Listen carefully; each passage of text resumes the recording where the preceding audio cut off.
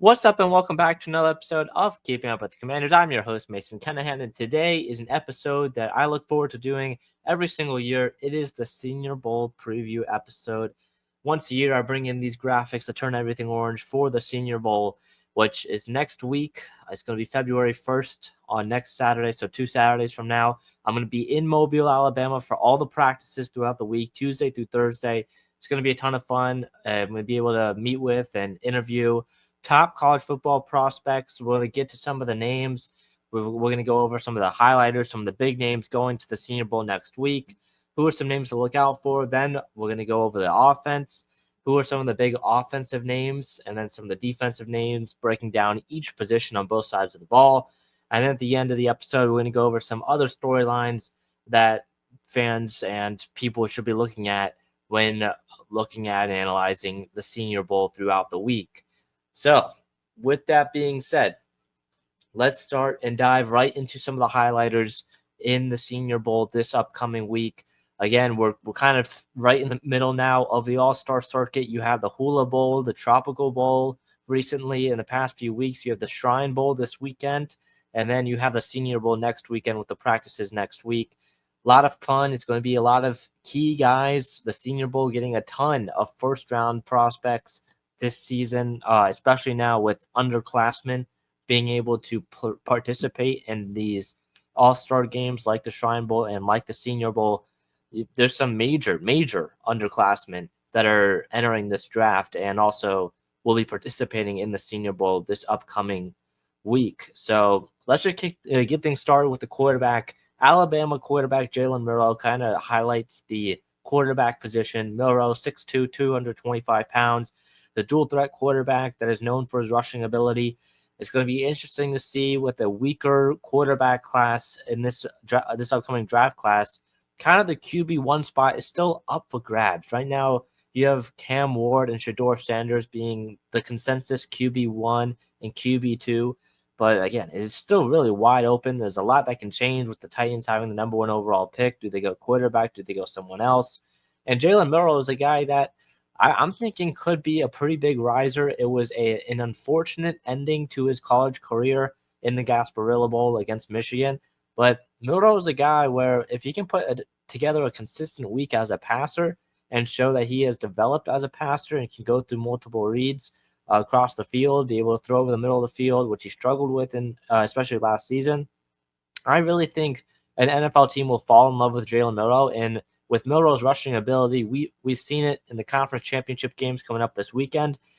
The rise of the dual threat quarterback, the rise of the rushing quarterback has been significant in the NFL over the past decade or so, but we're kind of really seeing the effects of it right now. In the conference championship games on Sunday, all four quarterbacks have a dual threat ability to them. Patrick Mahomes, Josh Allen, Jaden Daniels, Jalen Hurts, all four of those guys all have a rushing ability, and you have to be careful because they can run with their legs, especially, I mean, some more than others, but like even guys like Mahomes, who especially in the playoffs will take off with his legs more than in the regular season. So it is important to have a rushing ability if you are a quarterback prospect, and Jalen Milroe has that. So Milroe is probably the best rushing quarterback in this class.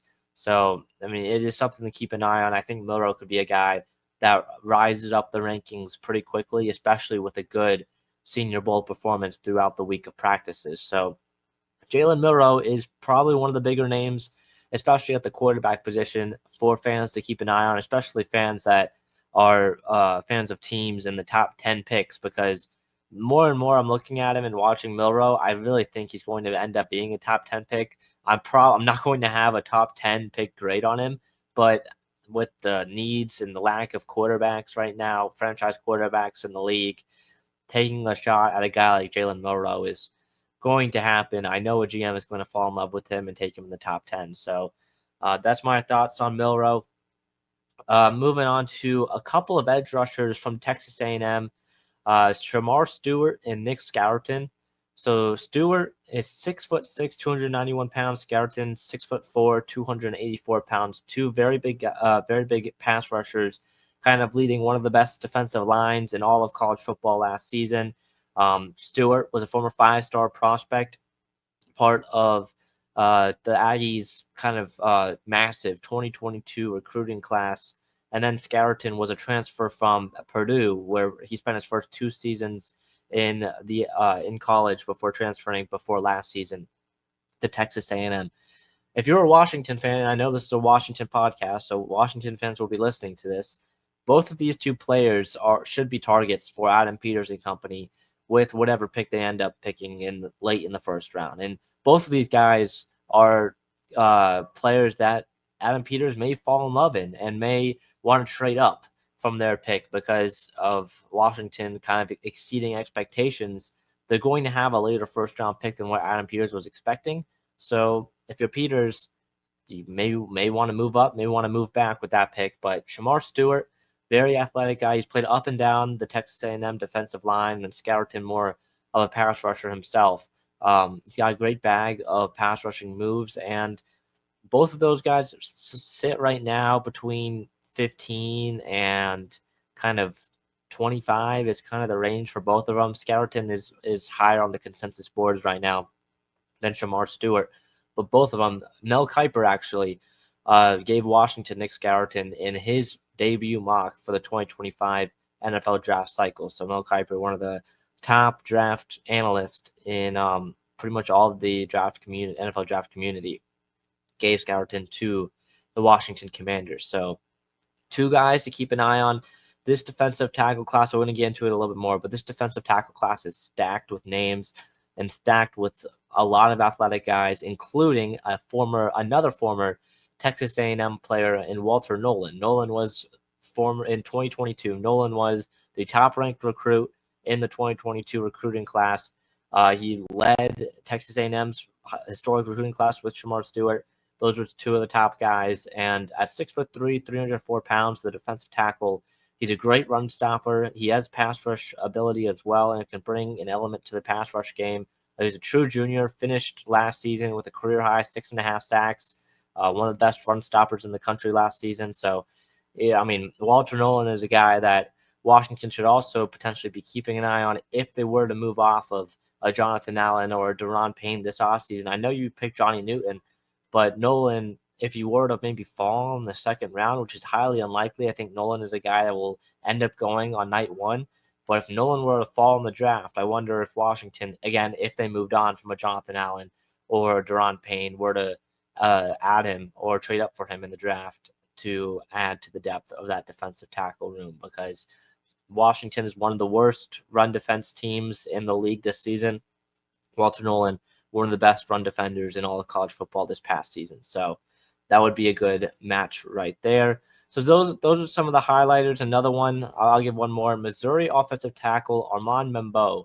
He's 6'3", 314 pounds. A big discussion for offensive linemen in this class will be, are they going to play outside offensive tackle, or will they going to play inside and be more of a guard or center? Membo is kind of a smaller guy at 6'3", 314 pounds, but he's got some of the movement skills to be a starting right tackle in the future. I think I would expect Membo to kind of play both on the outside and inside throughout the week. And again, it is NFL coaches that are going to be coaching these players in Mobile. So these coaches are going to be told by some of their front office people and also just themselves, hey, if we were to draft this guy, is this guy more of a tackle or a guard? What is his skill set bring to both of those positions? So it's a great opportunity for guys like Membo and some of these other offensive linemen to play in positions that they didn't normally play in college, because not all college tackles translate to NFL tackles. In the NFL, I believe the average height of an NFL tackle is like 6'5", 6'6". You have guys in college playing tackle that are 6'3", 6'2". So it just shows that you need to be a lot bigger. You need to be a lot more athletic in the NFL, because you're going up against a lot more athletic pass rushers on the outside. So Membo is a guy that's kind of on both sides, where he could be a smaller build, could push him inside to guard, but he's also got some of the movement skills to play tackle. So look for Mimbo and some of these other prospects to play both positions. Also, one more note on that is that in college, right? Because even if it's a smaller offensive lineman that doesn't have kind of future at the tackle position, you want your most athletic players to play in uh in the most important positions. And in college, right, if you can get a very athletic 6'3", 314-pound player to play on the outside and succeed on the outside at left tackle or right tackle, you're going to do that, and you're going to put your most athletic players on the outside, even if it doesn't translate for them at the higher level. So that's uh, what NFL coaches should be figuring out, because guys like Membo, there's so many others as well. We'll dive into when we get into some of the offensive prospects, but guys like Membo, it's going to be huge for them to see what is it like them playing on the outside versus what it's like playing on the inside throughout the Senior Bowl week and in the Senior Bowl game itself next Saturday. So those are some of the highlighters. There's some other very big names that we'll dive into when we in a second here as we get into the position by position breakdown. But those are some of the guys that stood out to me, and some of the guys I'm most looking forward to with kind of some of the highest draft stock. Membo, I didn't mention, but Membo right now is a round 1 to round 2 player. His stock has kind of skyrocketed in recent weeks, so we'll see if it can continue to be good over the next week or so. Also, with the underclassmen being able to play in these all-star games, Shamar Stewart, Nick Scarton, Walter Nolan, and Armand Membo, all 4 of them were only played 3 years of college football. So also something to look at there as well. But let's start to go now into the position by position breakdown. We'll start with the offense, and let me get to quarterback real quick. We'll start at the quarterback position. All right. As of right now, these are the quarterbacks for it playing in the Senior Bowl. You got Jalen Milroe, like I mentioned, out of Alabama, Tyler Shough out of Louisville, Seth Hennigan out of Memphis, Riley Leonard and Will Howard, 2 big names right there. Riley Leonard leading the Notre Dame Fighting Irish to the national championship game and had a very impressive run throughout the playoffs. But a guy who had maybe an even more impressive run throughout the playoffs was Will Howard, the Ohio State quarterback who led his team to a national championship, was especially against the Notre Dame defense, was great under pressure and was someone that kind of stood out that maybe wasn't really on a lot of teams or a lot of scouts' radars as a day 2 guy, a guy to take a chance on until that playoff run. So both of those names are huge. Jackson Dart maybe might have the most to prove in the Senior Bowl, the quarterback out of Ole Miss. He's been in Lane Kiffin's offense the last 3 seasons after transferring from USC after his freshman season. But Jackson Dart has been one of the most productive quarterbacks in all of college football the last 2-3 years for Ole Miss. And I mean, you look at Lane Kiffin's offense, it's a lot of RPO stuff, a lot of one read things for Jackson Dart.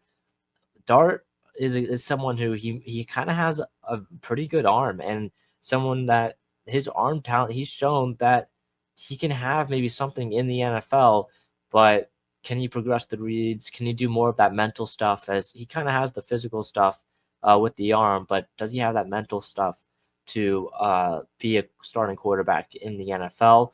That's going to be huge for him this week, and can he show that and show consistency progressing through reads and playing in a different scheme than he's played in, because he's played in the same scheme for 3 straight years.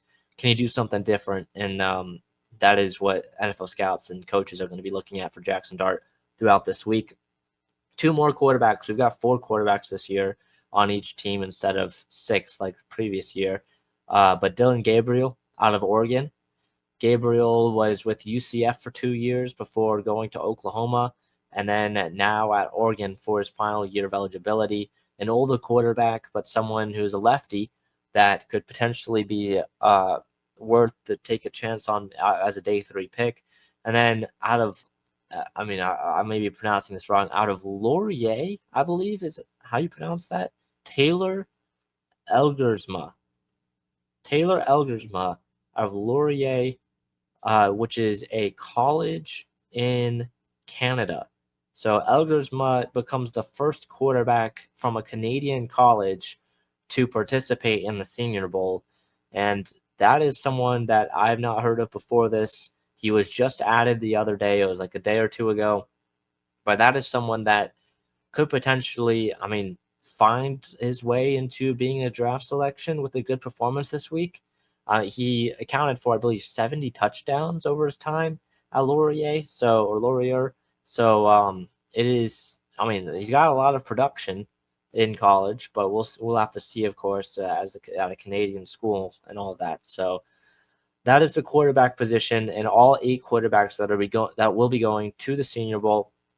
Let's now go to the running back position, because there are some. I'm not going to go over every single name, but for these other positions, because there's a lot of different guys. But I'm just going to list off a few and then start with some of them. So R.J. Harvey out of Central Florida, UCF.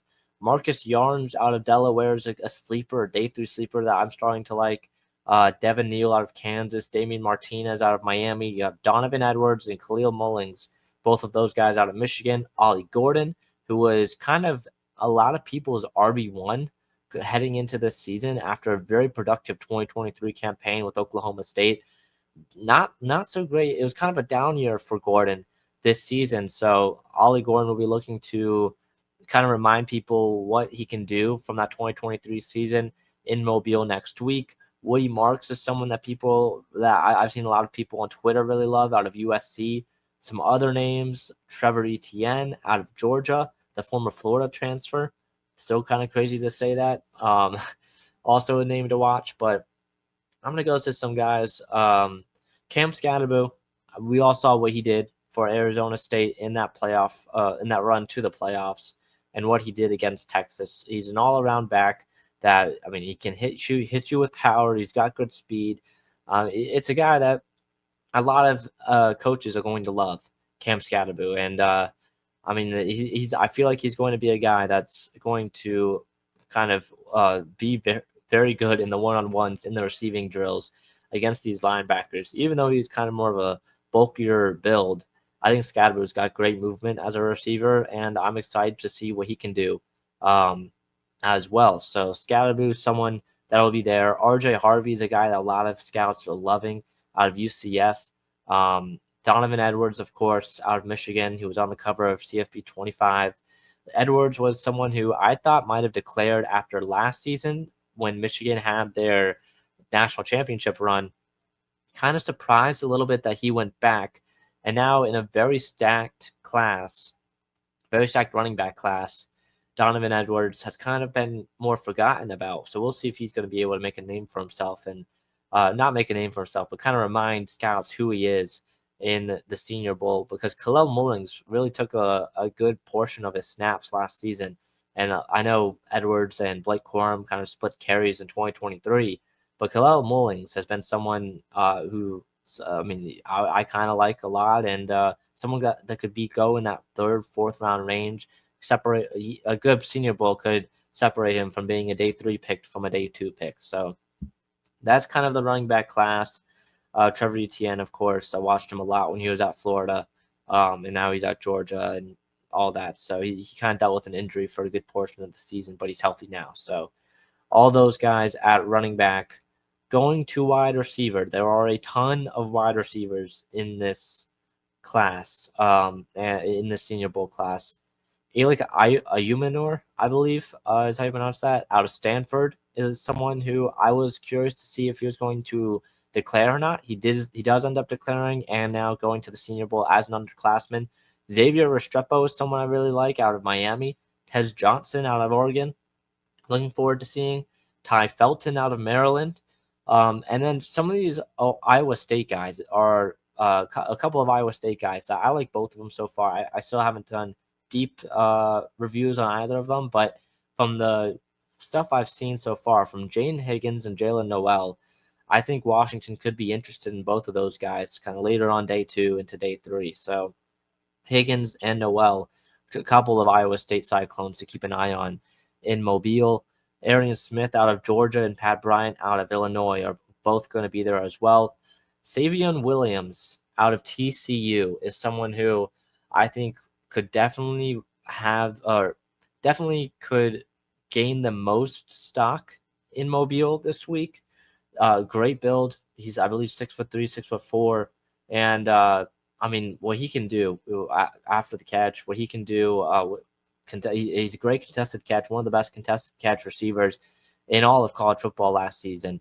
I'm excited to see him and what he can do against some of these other DBs, especially in the one-on-one drills, show his movement ability for how big he is. So, Seven Williams, someone to keep an eye on, and Jalen Royals out of Utah State.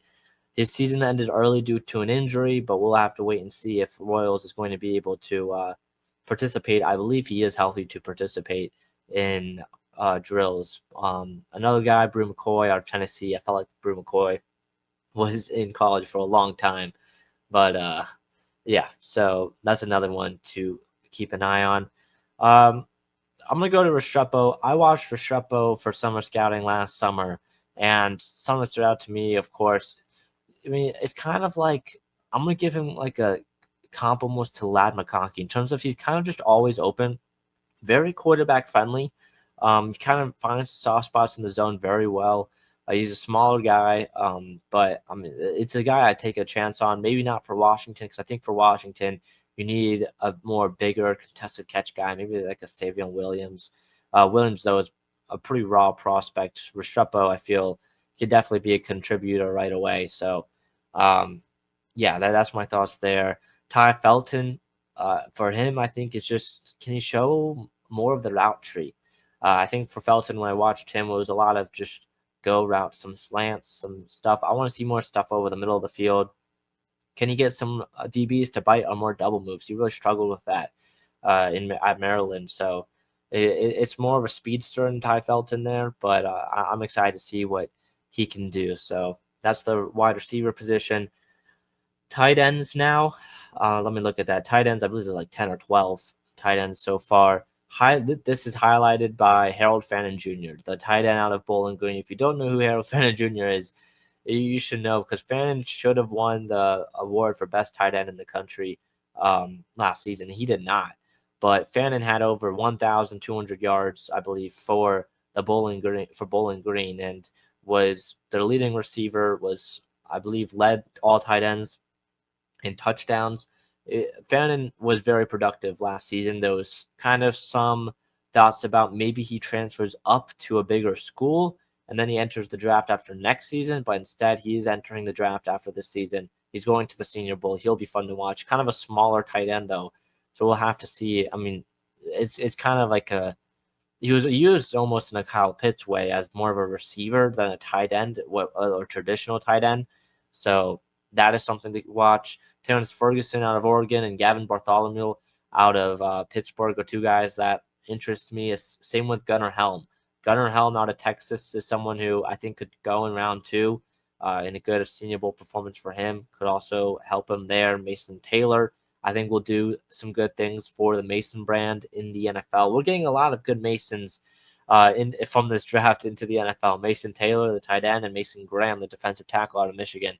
So hopefully we can continue to build the Mason brand up in the NFL. But yeah, the tight end class isn't incredible this year, in my opinion. There's some top guys, but I'm a little bit lower on it overall than some other people. So that's the tight ends. Let's go to O-line, I think, is next. So for O-line, I'm just going to go through some of these guys.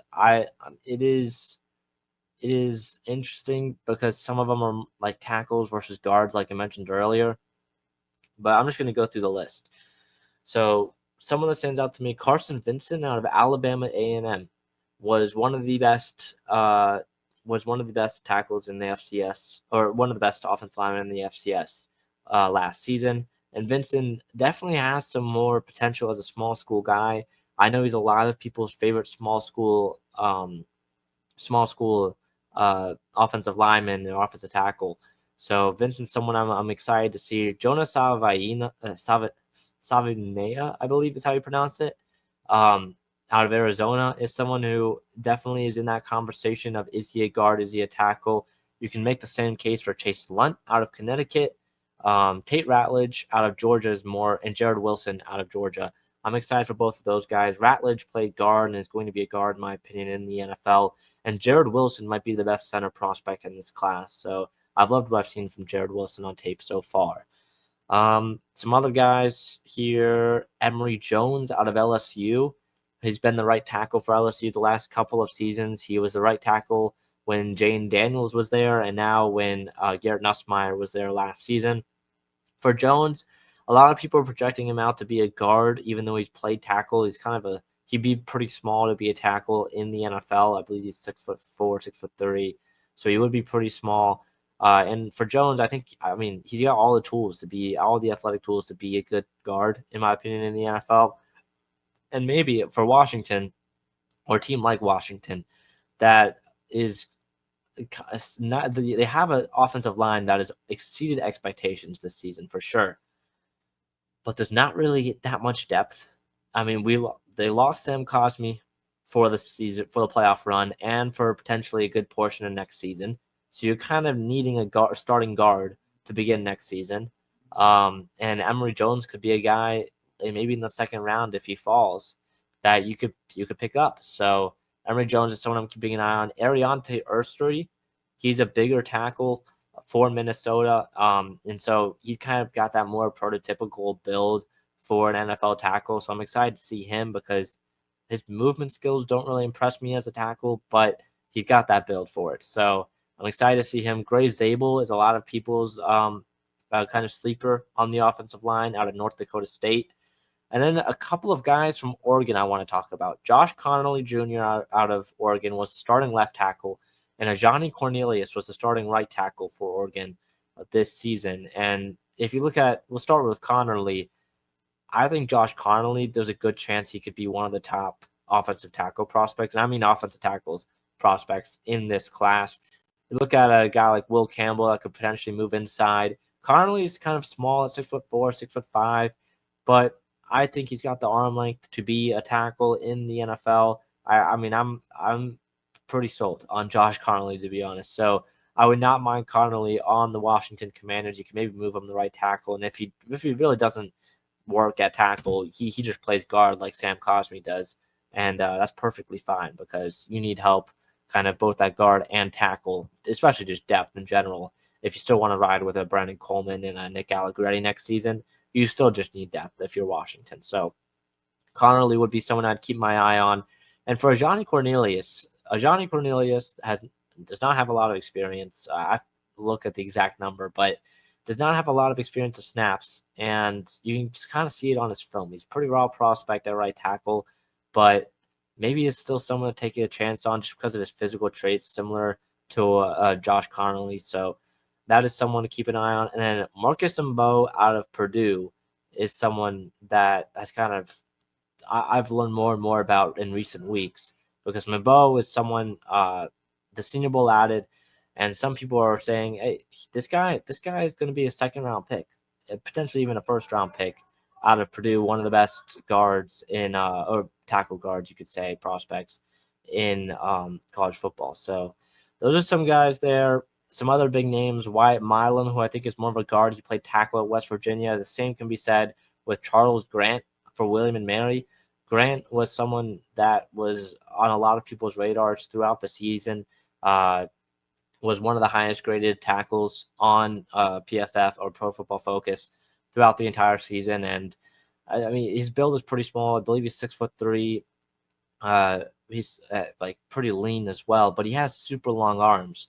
So it's kind of a weird build for Charles Grant, but yeah, I think you more success with him when you move him inside. So that's the offense. And that's, I believe, I don't think I'm skipping any positions there, but that is pretty much a good portion of the offense. A lot of big names, a lot of names that could push themselves into being first round players, like a guy like Armand Membo or a Jalen Milroe, even a guy like Jared Wilson, maybe, if a team needs a center that badly. Wilson is kind of one of the best centers in this entire class. A wide receiver, Ayumanor could be someone that people keep an eye on, and same with Williams out of TCU. Both of those guys potentially in the process just move up the draft ranks. Same with Harold Fannin. So that's the offensive roster.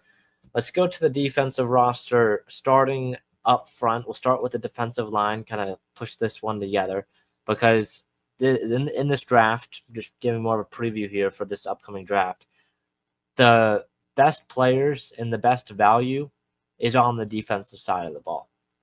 I mean, this is a very good defensive class, especially on the defensive line. There are so many names on the defensive line at the Senior Bowl that could go round one, and that probably will go round one. So you love to see just the depth that Jim Nagy has added at the Senior Bowl, and just the amount of just different names. Landon Jackson out of Arkansas is a guy that will probably go on day two.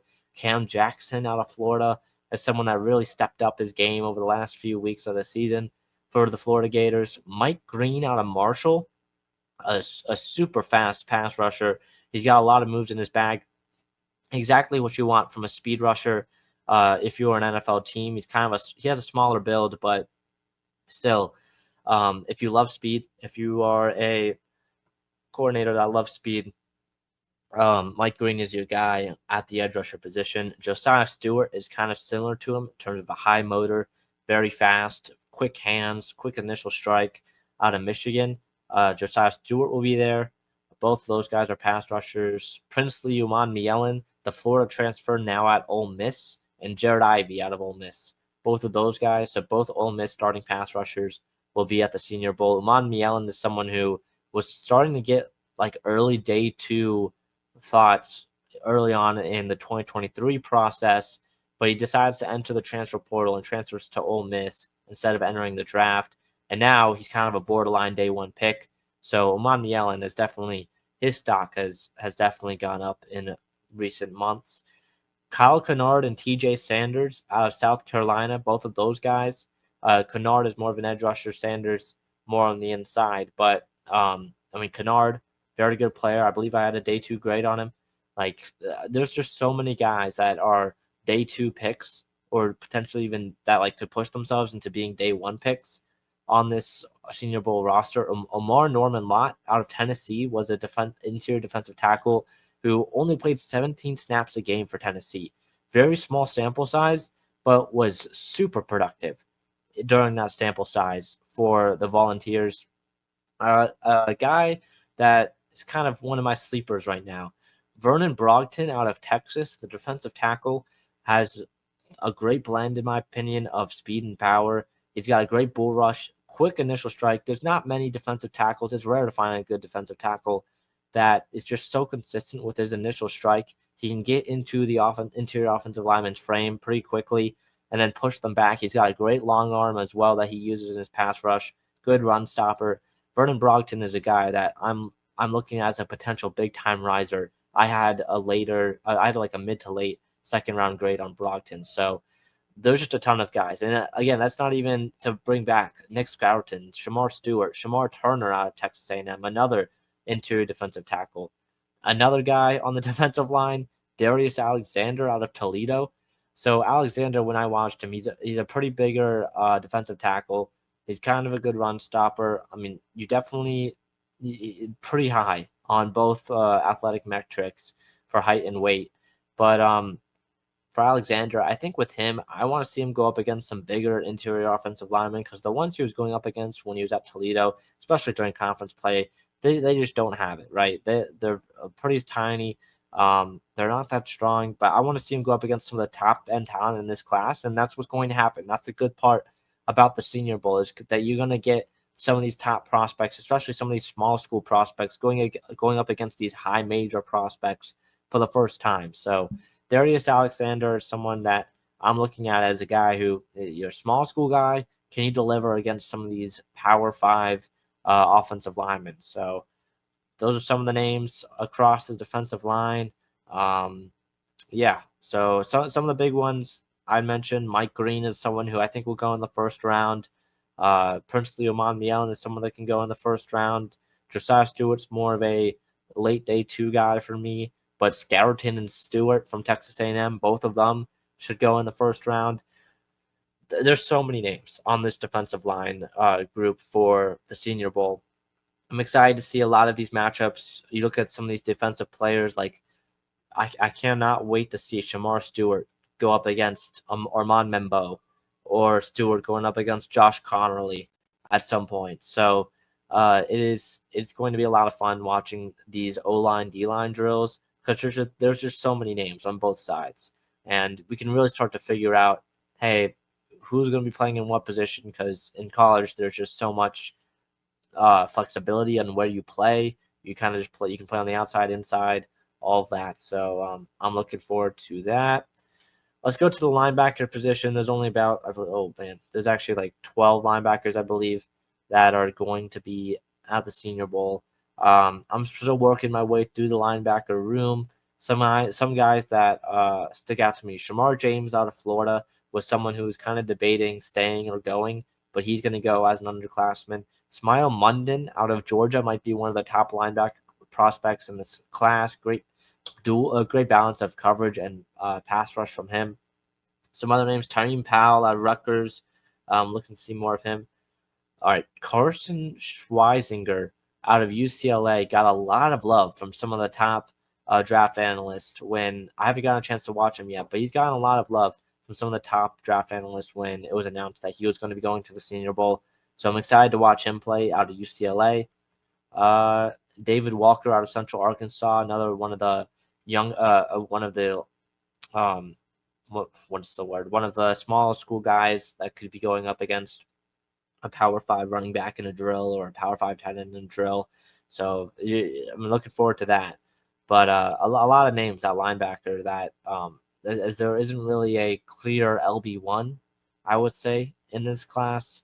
And some names that could definitely make some noise throughout the week. So they love to see that there. And then now going finally to the DBs. The DBs, there's a lot of good DBs in this class. I'm going to start with someone that I love. I'm going to shout out William Herman, who was the first guy, I believe, on this player. But hold on. Azariah Thomas. Azariah Thomas out of Florida State is someone that I love. He is, let me bring it up, but he's a very lengthy corner. He's got a great blend of size, speed. He's someone that I think could be a true cornerback one in the NFL, and someone that, I mean, you look at some of these guys like Savon Ravel and Benjamin Morrison that have kind of had their seasons end short due to injury, and has kind of helped Azariah Thomas out of FSU. He was a three-sport athlete in high school. He played football, track and field, basketball. He's going to be 20 years old when he gets drafted and have over 1,200 career snaps under his belt. That is insane. That is insane. So, I mean, it is great what this guy can do. So he's willing to get involved, can make plays in the run defense, explosive blitzer, great backpedaling speed, high motor and effort player, fluid hips, great change of direction. You can best use him in press man coverage. He's a physical guy, but also not too physical in terms of picking up penalties. He's got long strides, helps him build up some long speed. Some things he can work on. He can be bit on double moves from ball carriers. Tackling in space could be an issue. And can be caught tunnel visioning onto his assignment often. But beyond that, he's got all the physical traits to be a cornerback one in the NFL. And if he falls to Washington in the first round, I'm sprinting up to the podium myself to select this guy. I know we have Marshawn Lattimore. I know Mike Sanders still. But this is a first-round talent to me. And in a class where there's not many true first-round talents, I mean, I'd pick this guy. I'd trade up for this guy. So Azariah Thomas is someone who I am looking forward to watching at the Senior Bowl, and someone that I think could be a consensus first-round pick after this week. So Thomas is someone that I love. Some other older guys, Dane Jackson, Sebastian Castro from Georgia and Iowa will be there. Jacob Parrish out of Kansas State is someone that some people really like. Maxwell Hairston out of Kentucky is someone that I like a lot. So those guys are someone to keep an eye on. Xavier Watts out of Notre Dame is one of the top safety prospects in this class as a senior. His unfortunate ending to his season with the loss to Ohio State in the national championship game. But I mean, a week later, and he's going to be in Mobile. Same with Lathan Ransom out of Ohio State. Both of those guys had great playoff runs, and both of them have improved their draft stock because of it. So Watts could be a potential day one guy, and Ransom has definitely improved his stock a lot over the playoff stretch.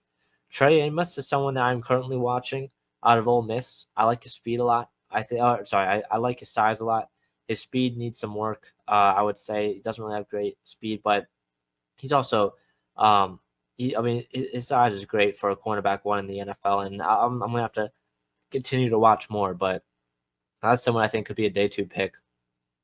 And then Andrew Makuba, the safety out of Texas, had a career year. I believe he had 5 interceptions this season, 4 or 5 interceptions this season for the Texas Longhorns. Was one of the playmakers on that Longhorns defense that was the number one in the country throughout this season. So Makuba is someone that is a hard-hitting safety, someone that I think could be a favorite from a Dan Quinn and Adam Peters. You saw them select the senior Mikey Sanders still, hard-hitting corner that maybe was a little bit undersized, but you've been able to see he wants it, and he's been able to learn how to play kind of the outside cornerback position. Andrew Makuba, if you look at the safety room for Washington, potentially losing a guy like Jeremy Chin, you need a hard-hitting safety. That's Andrew Makuba, and that's someone I think Washington could be interested in this season, this upcoming draft. Some other DBs, Darian Porter, someone that I'm interested in watching out of Iowa State. Porter, and also Dorian Strong out of Virginia Tech. So Strong, someone who's from the area, from the DMV, could be someone that Washington has their eye on and maybe bring in for a top 30 visit. Would not be surprised. And then Darian Porter out of Iowa State could be someone as well that Washington has an eye on. So looking up some of the other names, Caleb Ransaw out of Tulane should be someone to keep an eye on. Billy Bowman out of Oklahoma has kind of been one of the centerpieces on Oklahoma's defense at safety for the past few seasons. Tommy Hill out of Nebraska will be someone I know some people will like. And then Malachi Moore out of Alabama has been a name there, potentially fighting for being a draft selection in this upcoming draft. So that is a lot of names that I brought up. I just kind of wanted to preview some of the big names that I'm looking forward to in the Senior Bowl next week. But yeah, I think I got to pretty much everyone I wanted to get to. And before we get to some of the other storylines, it's going to be a lot of fun going there. It's going to be a lot of fun meeting a lot of the players and talking with them, seeing exactly if the colleges lied about their height and weight and all that too. So that's always kind of a little bit funny thing to watch. But I wanted to go over the coaching staffs real quick because Washington, of course, they're in the conference championship game. I don't expect any of their coaches to be participating and helping out at the Senior Bowl. But, Mike Kafka is going to be the coach for one of the teams. Mike Kafka, the offensive coordinator for the New York Giants. And Bubba Ventrone, the special teams coordinator and Browns assistant coach, will be the head coach for the American team. So Kafka and the Giants coaching staff and Ventrone and the Browns coaching staff are going to get a lot of different eyes on these players. So, I mean, of course, when that happens, they're expecting to draft at least a couple of them once we get to the draft. So, yeah, but I'm going to keep an eye on some of the other coaches that are going to be announced throughout the week on who's going to be coaching in the Senior Bowl. But beyond that, I mean, that's pretty much going to wrap things up here. A little 45-minute pod this time around. But, yeah, so a lot of different names to watch, a lot of different names to kind of keep track of throughout this draft process. And once Washington wins the Super Bowl, in 3 or so weeks or 2 or so weeks, whenever that is, we're going to be going on full draft mode on this podcast, breaking down a lot of guys, going over draft prospects, going over mock drafts. I always like it when I'm going to be asking you guys for your mock drafts, and I'm going to review them. I'm going to mock the mock, as they say, on this pod as well. That was something that I loved to do last time around. So next podcast will be out actually tomorrow for previewing the game against the Philadelphia Eagles. We've got an NFC Championship game to preview. which is pretty crazy to say. Throughout the week, it's been a lot preparing for the Senior Bowl and preparing for the Eagles and Commanders game on Sunday. But with that being said, look out for that one tomorrow morning. That'll be out Saturday morning, tomorrow morning. If you're listening to this on Saturday, it will already be out. But yeah, that'll do it for today's episode of Keeping Up with the Commanders. I'm your host, Mason Kenahan. See you guys in the next one. Peace.